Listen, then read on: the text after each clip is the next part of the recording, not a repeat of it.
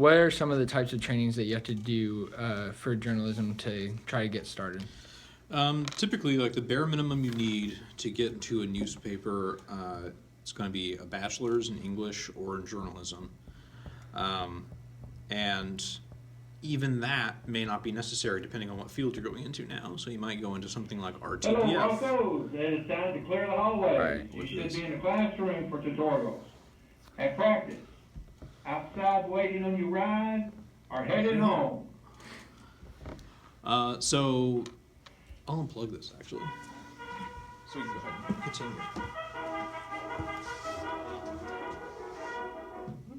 Okay.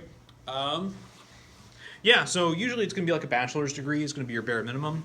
But depending on what field you're going into, that can change. So a lot of the time, the stuff is becoming more flexible. You might have, say, a background in economics and become a business news writer or something like that. There are lots of different career paths for getting into journalism. The most straightforward one, though, is getting a journalism degree. All right, and then is the field like growing or shrinking for journalists? Depends on who you ask. So the print field is definitely shrinking. Print is gone from kind of the point where they're basically printing money, essentially, and newspapers would typically be pretty healthy and wealthy institutions. That was back in the day. But since the internet has become such a big thing, newspapers themselves have dropped off. Now, broadcast is still doing okay. Some broadcast companies are, in fact, making a lot of money. Local television stuff seems to be doing all right. Magazines are here and there, but not as healthy just because of print industry. So they're trying to still find ways to make the same amount of money they used to online. They're not doing a great job of it.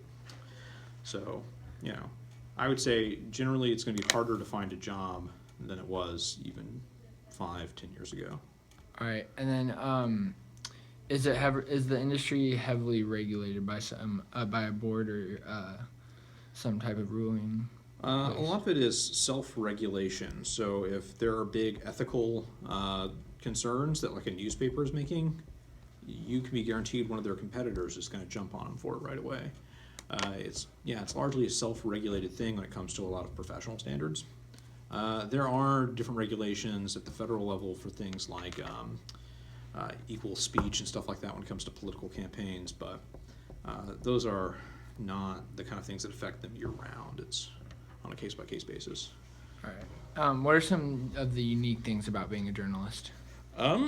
It is probably, if you know someone who writes for a living, they're probably involved in news media in some way. They're some type of journalist. So a vast majority of the people that make money writing, they're not novelists, they're not creative writers, they're either copywriters and doing copywriting and marketing, which still usually comes from a journalism degree, or they're news people. So I think that's kind of exciting. You get to write for a living, and not a lot of people get to do that. But yeah. What are like some of the typical entry level jobs for like say a sports journalist or just regular broadcast journalism?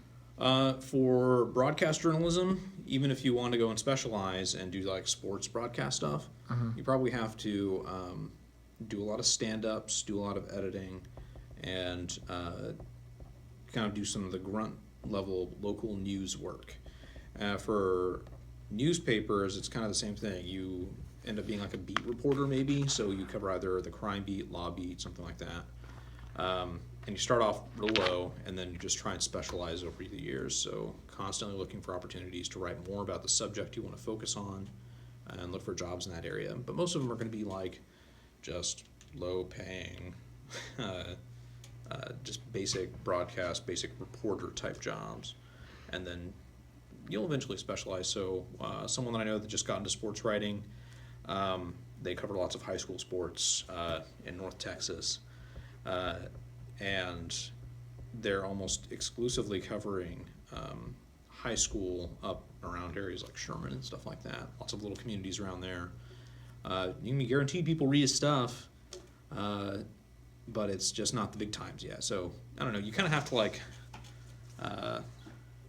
take some punches and do a lot of grunt work and then just try and find an opportunity to get in whenever one opens up at a bigger institution. All right. What are some keys to success in the field? Constantly be producing.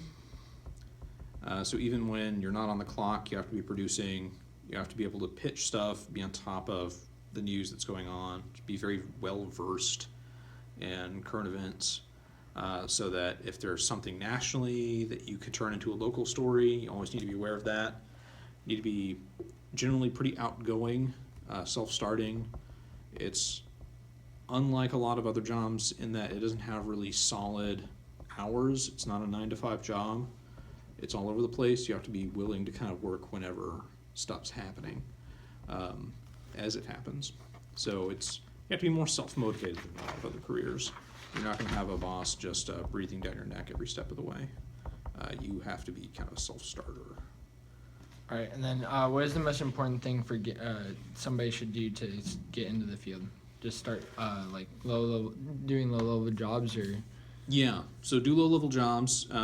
If you're interested in doing it post-college, then the best thing you can do, no matter what your major is to apply for and write for the student paper at the college you go to.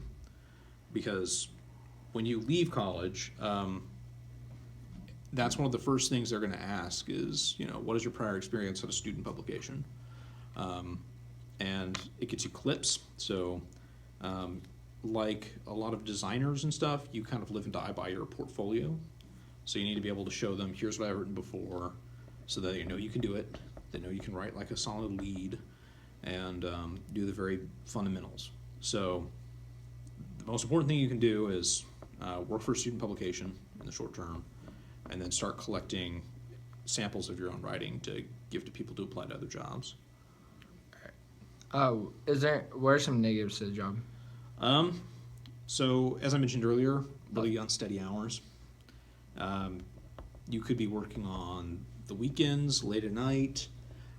If there's news happening, you need to be able to go and cover it. So the news determines what your schedule is. You don't really get to determine that. Again, it's not a 9-to-5 job, which there's some benefits to that, but it's also a pretty big negative.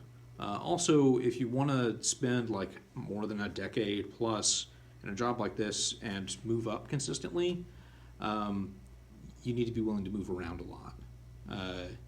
And if you can't move around for whatever reason or don't want to, then you're kind of out of luck. You need to be able to move from media market to media market. That's really the only way that you can advance significantly over a period of time. All right, thank you very much.